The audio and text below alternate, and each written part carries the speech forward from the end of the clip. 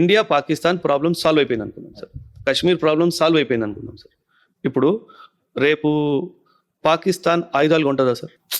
కొన దానివల్ల నష్టం ఎవరికి? అమెరికాకి, చైనాకి, ఇరాన్కి, సౌదీ అరేబియాకి. సో వీళ్ళు ఏం చేస్తారంటే ఈ కాన్ఫ్లిక్ట్స్ ఎప్పటికీ ఇలాగే ఉండాలి, కాన్ఫ్లిక్ట్ ఉంటేనే ఆయుధాలు కొంటారు, ఆయుధాలు కొంటే మనకు బిజినెస్ అవుతుంది, మనకు బిజినెస్ అయితే డబ్బులు వస్తాయి, అందుకే గొడవలు చేయాలి. సో వీళ్ళు ఖచ్చితంగా ఒక 20-50 years ముందే ప్లాన్ చేసుకుంటారు సార్. ఈ టైం ఫ్రేమ్లో ఇక్కడ ఓపెన్ చేద్దాము థియేటర్, ఈ టైం ఫ్రేమ్లో ఈ కాన్ఫ్లిక్ట్ థియేటర్ ఇక్కడ ఓపెన్ చేద్దామని చెప్పేసి. ఇప్పుడు మనకు అదృష్టం బాగాలేదు కాబట్టి ఈ 2025లో కాన్ఫ్లిక్ట్ ఇక్కడ ఓపెన్ చేసాం సార్. ఇప్పుడు మీరు న్యూస్ వింటూనే ఉంటున్నారేమో, ఇప్పుడు మనం కూడా యుద్ధానికి వెళ్తున్నాం కదా సార్, మనం కూడా ఫైట్ చేస్తున్నాం కదా, మనకు కూడా ఆయుధాలు కావాలి కదా.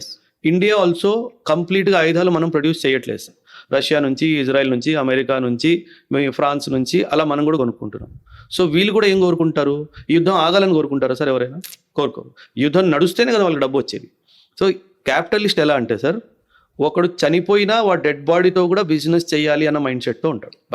సో అందుకే నేను చెప్పాను, కామన్ సెన్స్ అనే వర్డ్ ఈ భూమి మీద ఏ కంట్రీకి అయితే వాడడానికి హక్కు లేదు అంటే అది అమెరికా. మీరు Vietnam campaign, Afghanistan campaign, Korean campaign, ఏమంటారు మన Greece campaign, Turkey campaign, Cuban campaign, మీరు మ్యాప్ మీద ఎక్కడ చేయబెట్టినా అది అమెరికాకే తిరిగిపోతుంది సార్. ఇన్ఫ్యాక్ట్ ఇండియాలో ఈరోజు టెర్రరిజం జరుగుతుంది, ఇండియా టెర్రరిజంకి ఒక విక్టిమ్ లాగా అయిపోయింది అంటే somewhere America is also responsible for it.